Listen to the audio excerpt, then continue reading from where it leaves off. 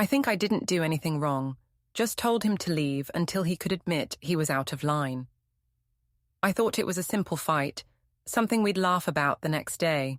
Instead, a courier showed up that evening with an envelope marked "Petition for Divorce." Before we dive deeper into this story, I have one small request. Please subscribe, drop a like, comment, and hit that hype button to boost this channel so more people can discover these incredible stories. The morning it all started didn't feel like the beginning of the end. It felt like any other Saturday. I was standing at the kitchen counter, scrolling through my phone, pretending not to hear the clatter of dishes Tom was washing behind me. The coffee smelled too strong, like it always did when he made it, and the sound of him humming under his breath just irritated me for no reason. I'd been replaying the dinner from the night before in my head, over and over, the part where he embarrassed me in front of everyone.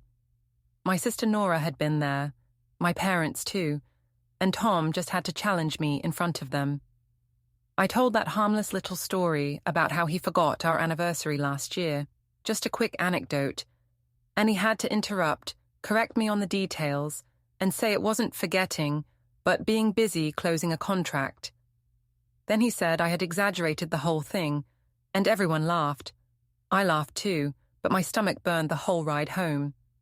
So that morning, I decided I wasn't letting it slide. He thought he could correct me in public, make me look like some dramatic wife who invents problems. I wasn't having that. I put my phone down and said, "We need to talk about last night." He didn't turn around right away, just said, "About what?" In that flat tone that drives me insane. I told him he owed me an apology for making me look stupid in front of my family. He rinsed a plate like I hadn't spoken, then finally turned and said, "I didn't make you look stupid. I told the truth." That one sentence set me off. The truth, like he was the keeper of all reason, and I was some hysterical woman twisting everything for attention. I told him, "You made me look like a liar." He said, "You made a joke at my expense. You just didn't like that it wasn't funny." My heart started pounding. I hate when he gets calm like that, when I'm angry and he's composed, like I'm the one out of control. It makes me want to scream just to see him react. I said he could have waited until later to correct me, or at least not done it in front of my dad, who already thinks Tom isn't good enough for me.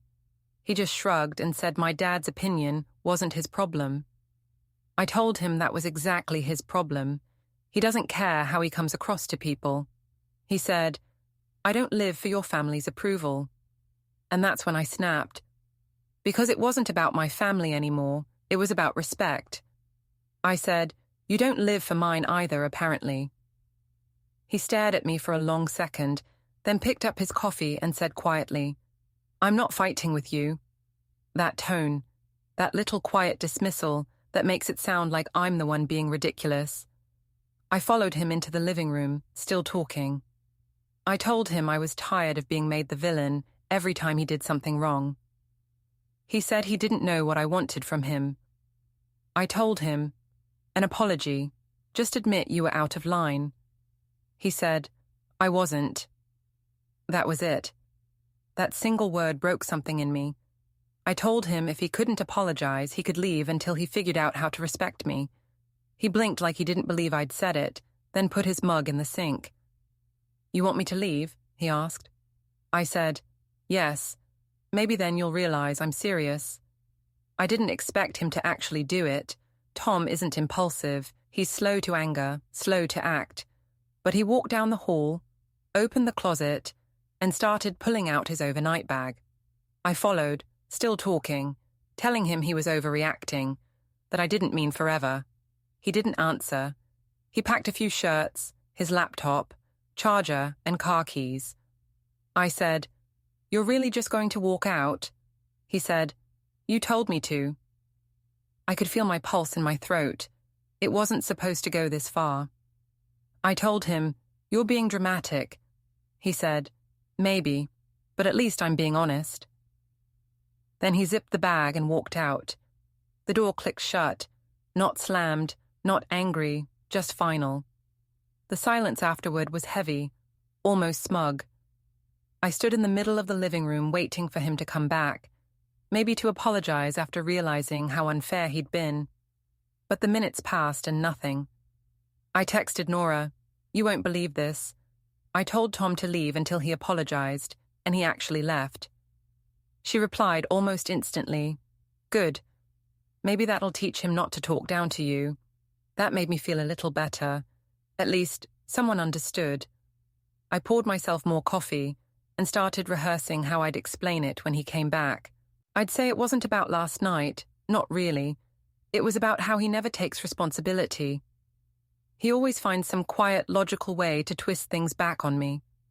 When we fought before, he'd just go silent until I caved. This time, I wasn't caving. An hour passed. I checked his location on the family app. He was at a hotel near downtown. My chest tightened, but I told myself it didn't mean anything. He just needed to cool off. I even laughed when Nora called and said, "He's just being petty. Let him sweat a bit." I agreed. I told her I was fine, that maybe a night apart would remind him who was really keeping this marriage running.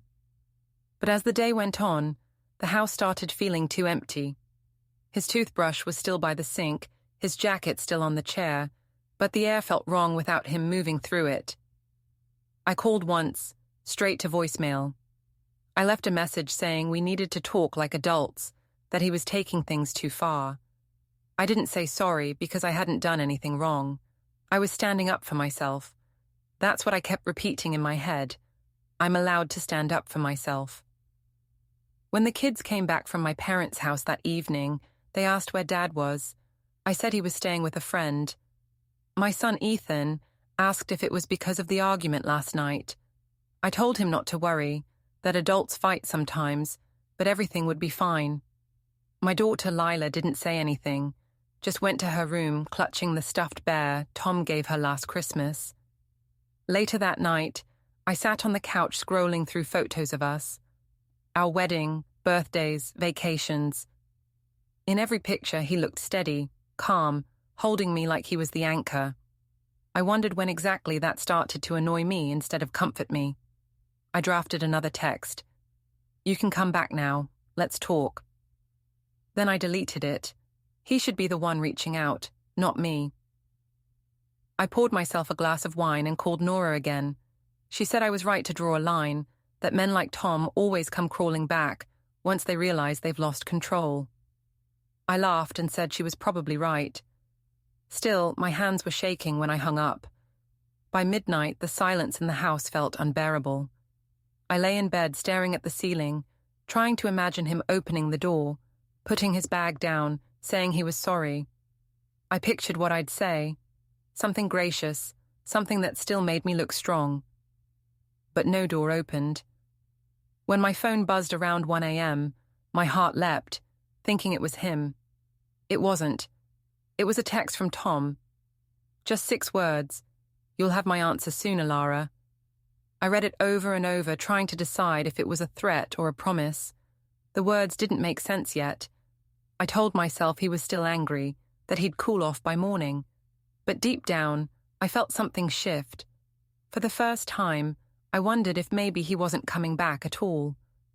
The next morning, I woke up to sunlight spilling through the curtains and the cold half of the bed still untouched. The first thing I did was check my phone. No messages, no missed calls, nothing. I told myself that was fine. Tom liked his quiet time. Maybe he was still cooling off, but after breakfast, when I saw his toothbrush still missing from the sink and his car not in the driveway, it started to feel more permanent than I wanted to admit. I called Nora. She picked up on the second ring, sounding way too cheerful. I told her he still hadn't come home. She said, "Good, let him see what it feels like when someone stands up to him." I laughed weakly and said, "Yeah, he'll realize soon enough." But even as I said it, my stomach twisted. I spent the rest of the morning cleaning the house like a maniac. I vacuumed, folded laundry, even organized the pantry, anything to make it look like I was in control. Around noon, I sat down with my laptop and posted a quote on Facebook, "Never apologize for knowing your worth." It got 27 likes, mostly from my co-workers and a few of Nora's friends. That gave me a small rush. At least people would see I wasn't the one falling apart. When my mum called later, I expected sympathy. Instead, she asked if I'd really told Tom to leave. I said yes, but only because he refused to apologize. She sighed, the kind of sigh that made me feel 12 years old again. "Alara, men don't respond to ultimatums," she said. "You could have talked to him." I bit my tongue, trying not to snap. "Mom, he embarrassed me in front of everyone. What was I supposed to do, pretend it was fine?" She said quietly, "Maybe just let it go." That made me furious. Why was everyone always telling me to let things go? Tom never got that advice. He got treated like the logical one, the victim of my moods. I told her I wasn't the problem and hung up before she could lecture me. By the afternoon, I couldn't stop replaying every conversation Tom and I had ever had where he made me feel small. The time he told me I was being dramatic when I cried about him missing dinner. The time he said, "You twist things until you're right." I started writing a message to him explaining all of it, every little thing he'd done to make me feel disrespected, but halfway through I deleted it. He didn't deserve that much energy. Instead, I called Nora again. She told me she'd already mentioned what happened to a few of our friends. "Everyone thinks he sounds controlling," she said. "You're better off proving you can manage without him." That made me feel powerful for a moment, like maybe I was better off. When I went to work on Monday, I carried that energy with me. I told my coworker Jasmine that Tom and I were taking space because he had trouble with my independence. She gave me a sympathetic nod and said, "Men like that never last when the woman knows her own mind." I smiled and told myself she was right. During lunch, I checked my phone again, still no text. But there was a notification from Instagram. A new follower, AdrianCole.fit. I recognized him instantly. Adrian, the instructor from the gym. I'd joined his weekend class a few months ago. He was one of those confident types who made everything sound like a personal compliment. He'd called me disciplined once, just because I held a plank for a few extra seconds. I clicked on his profile. Pictures of weights, beach sunsets, motivational quotes. I followed him back before I even thought about it. 10 minutes later, he sent me a message. "Rough Monday. You looked distracted in class yesterday." I told him my husband and I were having issues. He replied, "His loss. You've got fire." I knew I shouldn't have answered, but it felt good. Someone seeing me, not criticizing me. For the first time all weekend, I smiled. That evening, Diane called, Tom's mother. The conversation started polite and quickly went sour. She asked if I knew where Tom was staying. I said no. She said, "He told me you kicked him out." I said, "He left because he couldn't admit he was wrong." She paused, then said, "He's never been one to lie, Alara." That made my blood boil. "So you think I'm lying?" I asked. She said, "I think you always need someone to blame." I hung up on her. Then I threw my phone on the couch and cried, not because I missed Tom, but because everyone was acting like I'd done something unforgivable. I told myself I had every right to be upset. I wasn't going to apologize just to make people comfortable. Later that night, I went to Nora's condo. She poured wine and told me to relax. We sat on her balcony gossiping about everyone we knew. She said Tom was too rigid, that he needed to learn humility. I said, "Exactly," though something about the way she said it made me uneasy. Nora could be vicious when she wanted to be, turning people's pain into entertainment. Still, I laughed along. When she went to get another bottle, I texted Adrian again. I said I was staying at my sister's place for a few days. He asked if I wanted to grab coffee sometime. I stared at the message for a long time, telling myself it was harmless. Coffee wasn't cheating. Coffee was just talking. But I didn't reply. Not yet. When I got home later, I noticed something strange. The living room lamp that had always flickered slightly when Tom turned it on, it didn't flicker. He'd fixed it before leaving. Somehow that small act made me angrier than anything else. He couldn't even leave something imperfect. It was like he'd made sure his absence would look clean, deliberate. I scrolled through our old messages before bed. The last one from him before the fight was just a reminder to pick up milk. Such an ordinary thing. I almost laughed at how stupid it all was. All this over one dinner, one argument, one missing apology. Before I fell asleep, my phone buzzed again. A message from an unknown number. It was Tom. "You'll have my answer soon." The same words from before, but seeing them again made my chest tighten. I typed back, "Don't be dramatic. We can fix this." I stared at the blinking cursor, then erased it. He'd respond when he was ready. In the morning, I woke to new notifications, likes on my Facebook post, a heart emoji from Adrian under my latest selfie, and a message from Jasmine asking if I was doing okay. I replied with a smiling emoji and said, "Never better." But deep down, something felt off, like I'd set a story in motion that wasn't going to end the way I thought. The house was too still. The coffee tasted bitter, and as I scrolled through Tom's contact photo, the one I'd taken years ago where he was smiling at me like I was the whole world, I suddenly couldn't remember the last time I'd looked at him like that. I told myself it didn't matter. He'd come around. They always do. Still, when I checked his location on the app again and saw the pin gone completely, his account deactivated, I felt a flicker of panic under my skin. Not because I missed him, I told myself, just because I hated losing control of the narrative. By noon, I'd convinced myself he was bluffing. I even posted another quote. "Sometimes people walk away because they can't handle your strength." It got even more likes than the first one. But that night, as I lay in bed, the words he'd texted echoed again and again in my head. "You'll have my answer soon." And for the first time, I wondered what kind of answer he was planning to give. By the end of that week, I was already telling people I was basically separated. It sounded cleaner than saying my husband had left after I pushed him out. People responded with sympathy instead of judgment when I phrased it that way. At school, my co-workers treated me like a tragic heroine, another woman married to a man who couldn't handle her strength. I let them believe it. Adrian kept messaging me, little check-ins that felt harmless at first. "Did you sleep okay? Don't let stress steal your glow." That sort of thing.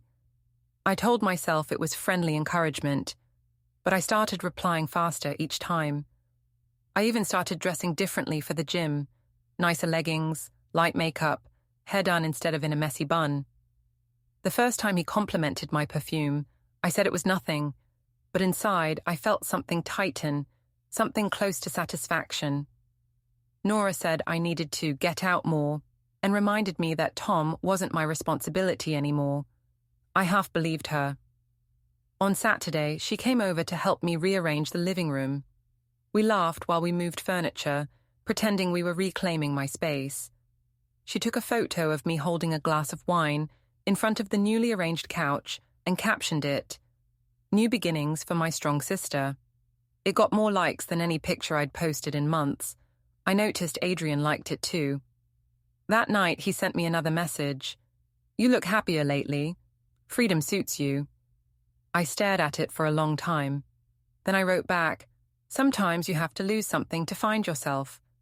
He responded with a winking emoji, and I went to sleep smiling for the first time in days. Monday morning, I walked into school feeling lighter. My friend Jasmine noticed immediately and said I seemed different. I told her I'd been focusing on self-care. She raised her eyebrows but didn't press.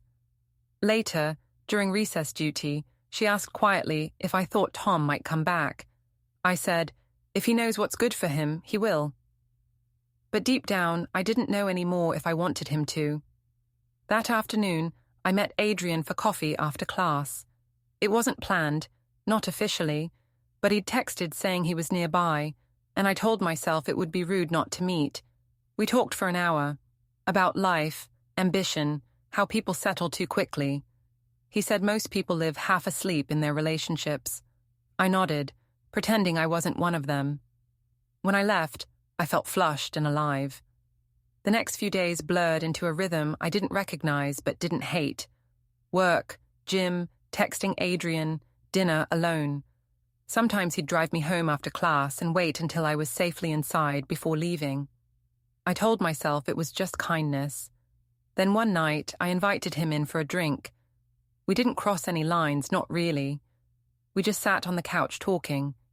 He told me I deserved better than someone who made me feel small. I didn't disagree. When he left, I watched him walk to his car and thought, Tom never looked at me like that anymore. The next morning, I posted a picture from the gym, smiling beside Adrian. The caption said, "Surround yourself with people who lift you up." I didn't think much of it until Nora called an hour later, saying Tom had apparently seen it. "He still follows you?" I asked. She said, "Not anymore. He unfollowed you right after." I told her I didn't care, but the truth was I did. I kept checking my phone all day, waiting for some kind of message. Nothing. When I got home, the kids were quiet, almost cautious. My mom had picked them up from school and said Tom had dropped off some clothes for them. He hadn't come inside, just left the bag at the door. That night, I went to the kitchen and found a small envelope on the counter. It wasn't sealed, just sitting there. Inside was a folded note in Tom's handwriting. "For the kids, school supplies fund. Don't touch it." Under it was a receipt showing he'd opened a new account in his name only. My stomach turned cold. I called him immediately. Straight to voicemail, I texted, "We need to talk." "You can't just do things without consulting me." No reply. I sent another. "You're acting childish." Then another. "If you're trying to hurt me, congratulations." Still nothing. Around midnight, I poured a glass of wine and opened my messages with Adrian. I told him Tom was being impossible. He said, "That's what happens when men lose control. Don't let him pull you back in." I wrote back, "He's not. I'm fine." But my hands were shaking. The next day at school, rumors started. Jasmine pulled me aside, whispering that someone had mentioned seeing me with Adrian at the cafe. "People are talking," she said gently. "They think you're moving on really fast." I told her it wasn't her business, that people love to invent stories, but I could feel the heat rising in my face. That evening, I drove to Nora's place again, ranting about how Tom was turning people against me. She asked if I was sure it was him. I said yes. Who else would it be? She frowned but didn't answer. When I got home, the lights were on. For a second, I thought Tom had come back, but when I walked in, he was just standing by the door, holding a duffel bag. My heart jumped. "Finally," I said, "you're ready to talk." He didn't answer, didn't even look angry. He just set the bag down and said he was dropping off the kids' things. Then his eyes shifted to the counter, where my phone lit up with a message from Adrian. I saw his jaw tighten slightly. I opened my mouth to explain, but he spoke first. "Don't bother," he said quietly. "I'm not here to argue." He turned and walked out before I could say another word. The sound of the door closing hit harder than the first time. I ran after him, but his car was already backing out of the driveway. When I went back inside, the message from Adrian was still glowing on my screen. "You deserve peace." I deleted it without replying. Later that night, I called Nora again. She was quiet for a moment, then said, "Elara, he's done, isn't he?" I told her not to be ridiculous. But when I hung up, I noticed the same note still lying on the counter. Tom's handwriting, steady, controlled. I traced the letters with my finger and felt a sudden, sharp fear I couldn't explain. Before bed, I checked my email. There was a new message from a law firm with Tom's name in the subject line. I didn't open it. I just stared at the screen, whispering that he was bluffing. But a part of me already knew. Whatever this was, he'd planned it long before I realized I'd lost control. I didn't open the email that night, but I thought about it constantly. By morning, the curiosity was unbearable. I sat at the kitchen table, coffee going cold, and finally clicked it. It wasn't a message from Tom. It was from his lawyer. The subject line said, "Notice of legal separation and asset disclosure." The words blurred for a second. I reread the first paragraph, my pulse hammering in my ears. It was real. He wasn't bluffing. I called Nora immediately. She picked up, still half asleep. "He filed something," I said, pacing the kitchen. "Like official paperwork. He's actually trying to separate everything." She yawned and said, "He's just scaring you. He won't go through with it." I wanted to believe her, but Tom wasn't the type to threaten. If he'd sent a lawyer, it meant he was already sure. At work, I couldn't focus.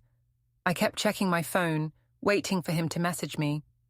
Around lunchtime, Diane called again. I almost didn't answer, but something in me needed to hear her voice. She said, "Tom told me he's filing for divorce." The word hit like a slap. Divorce. Not separation, not a break. Divorce. I told her he was being ridiculous, that this was just another example of him refusing to communicate like an adult. She said, "He's communicating now, just not in the way you like." I snapped, "You've always taken his side." She sighed. "No, Ilara, I'm just tired of watching my son carry all the blame." Then she hung up. That night, I couldn't eat. The kids were quiet again, watching me like they could feel something was wrong. Ethan asked if Dad was coming for dinner this week. I said yes automatically, but even as the word left my mouth, I knew it was a lie. I opened a bottle of wine and sat on the couch scrolling through my messages. Adrian had texted, "You okay?" I typed back, "He's trying to divorce me," but then deleted it. I didn't want to sound desperate. Instead, I wrote, "Rough day. Need a distraction." He replied with a picture of the gym at night, empty, calm, and said, "Come by. We'll train it out." I almost went. I even changed into leggings before stopping myself. It felt wrong now, like crossing some invisible line I couldn't uncross. The next morning, an envelope slid through the mail slot. It was thick, printed on heavy paper with the same law firm's name. Notice of financial separation. I sat down right there on the floor and read every word. He'd already closed our joint savings account. The mortgage was being refinanced under his name alone. My credit card, the one linked to his account, was cancelled. I felt my stomach drop. He hadn't done this overnight. He'd planned it. I called him, shaking. It went straight to voicemail. "Tom, what are you doing?" I said, trying to keep my voice steady. "You can't just freeze me out of our life like this. We have kids. You're not being rational." No answer. I texted right after, "You're making a huge mistake. We can still fix this. Nothing." By afternoon, I got a message from our mutual friend, Alice. She said she'd seen Tom at the courthouse. "He looked calm," she wrote. "Just wanted you to know." Calm. That word again. Always calm, while I felt like the world was spinning apart. That night, I went through every drawer and cabinet, looking for something, any clue of what he might do next. In the filing cabinet, I found a stack of documents in his handwriting, budget notes, custody guidelines, even a printout of some online parenting plan template. The dates went back weeks before our fight. My chest tightened as I realized he hadn't just reacted. He'd been preparing for this. When I told Nora, she said, "You're overthinking. He's bluffing to make you crawl back." But the more she talked, the less I believed it. Tom didn't bluff. The next few days turned into a blur of emails, phone calls, and panic. I finally called the lawyer listed on the letter, pretending it was just a misunderstanding. The assistant who answered said, "Mr. Voss has requested all communication go through our office." Her tone was polite, but distant, as if I were a stranger. I asked if he planned to talk to me directly. She said, "Mrs. Voss, your husband prefers to keep things professional." Professional?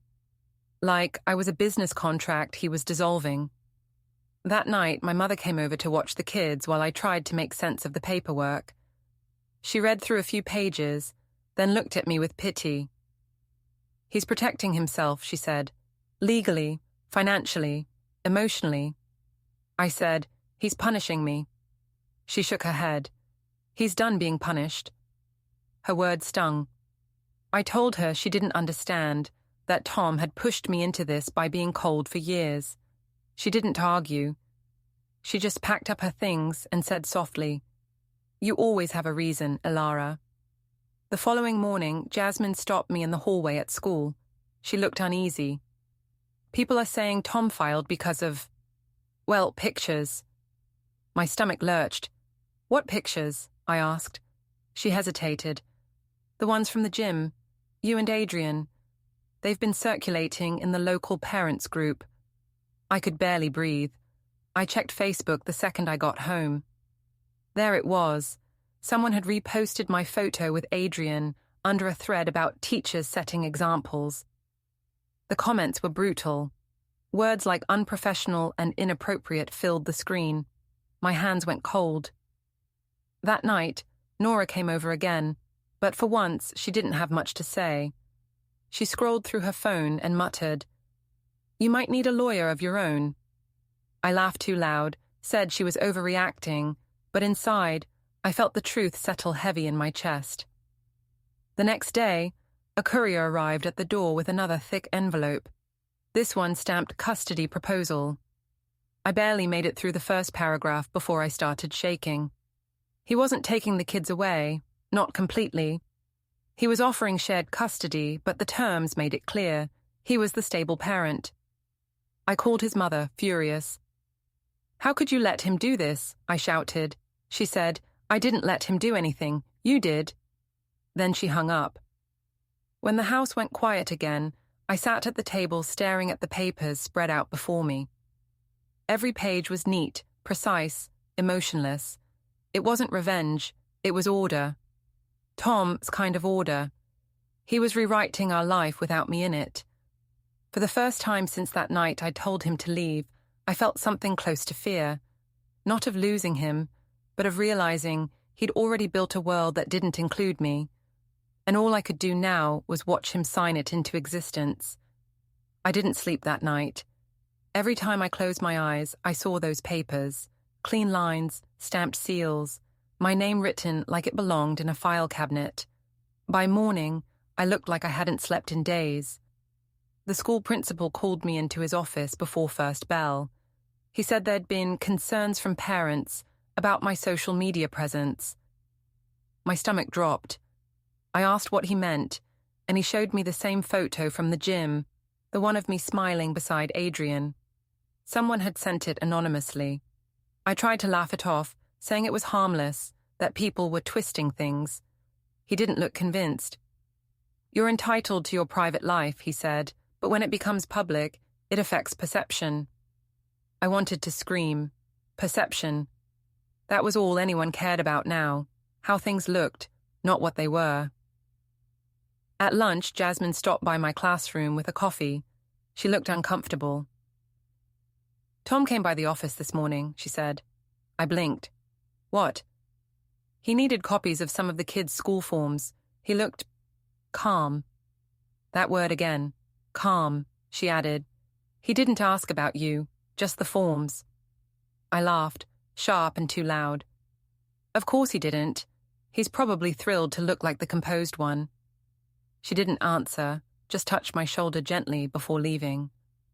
When I got home that afternoon, there was another envelope waiting, this one thinner, handwritten instead of typed. I tore it open expecting another threat, but it was just a single note.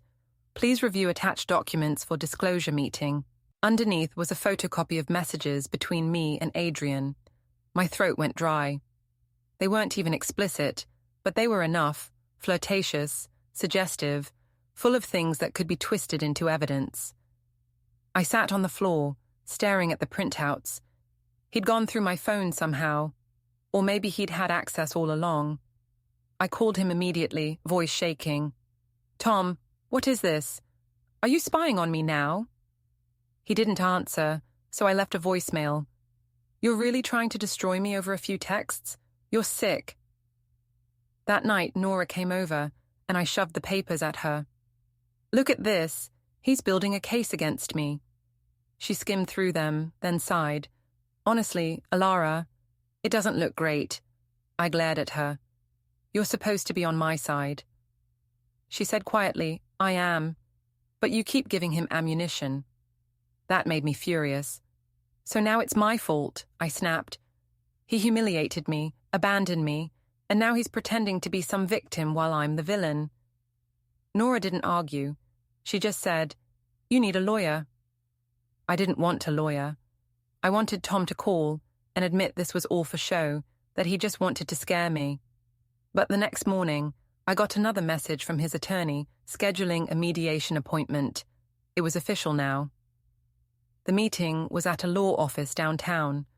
I wore my nicest blazer, tried to look composed. When I walked in, Tom was already there, sitting across the table with his lawyer. He didn't even look angry, just distant. I wanted to shake him, to make him show some emotion.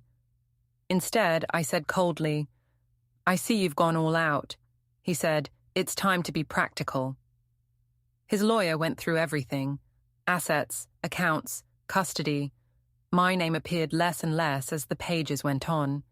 They had records of my spending, screenshots of messages, even timestamps showing I'd been at Adrian's apartment after work. I tried to explain it wasn't what it looked like, but no one was listening. Tom stayed silent the entire time. When the meeting ended, I followed him outside. You're proud of yourself, aren't you? I said. He turned to me, expression unreadable. I'm not proud, I'm done. Then he walked away, leaving me standing on the steps with the city noise buzzing around me. That night, I couldn't bear to be alone, so I called Adrian. He answered on the second ring, cheerful as ever. I told him everything, every humiliating detail. He paused, then said, Maybe you should lay low for a while. I don't want to make things worse. I blinked. Lay low? You think I did something wrong? He said, I just don't want drama. That was the moment I realized he wasn't going to stand by me. He was already distancing himself. Right, I said quietly. Wouldn't want you to get your hands dirty. Then I hung up. The next morning, my mother stopped by. She didn't say much, just handed me a grocery bag and asked if I'd eaten. I told her I didn't need pity. She said, It's not pity, it's concern. I snapped that Tom was turning everyone against me. She said, He doesn't need to. You're doing that yourself. After she left, I sat on the couch staring at the quiet house. Every shadow reminded me of him. The shoes still by the door, the half-empty bottle of his cologne on the dresser. I tried calling him again, but the call went straight to voicemail. His message was different now, a generic automated greeting. He'd changed his number. Later that day, a courier arrived at my door with another envelope. My heart pounded as I opened it, but it wasn't more paperwork. It was a final notice for mediation and a short typed letter from Tom. Everything you wanted, freedom, space, peace, is yours now. Please stop contacting me directly. All matters will go through representation. I sank to the floor, clutching the letter. The words were cold but neat, exactly like him. The kind of calm that used to comfort me and now felt like a blade. That night, I went online to check our shared photo albums. Every picture of us together was gone, deleted. Our anniversary posts, our vacation shots, all erased. My entire life with him looked like it had never happened. I refreshed the page again and again, hoping it was a glitch. It wasn't. The next morning, as I was leaving for work, a white envelope was waiting on the doorstep. The return address wasn't the lawyer's this time. It was the county courthouse. My hands shook as I opened it. Inside was a single line. Petition for divorce, filed and recorded.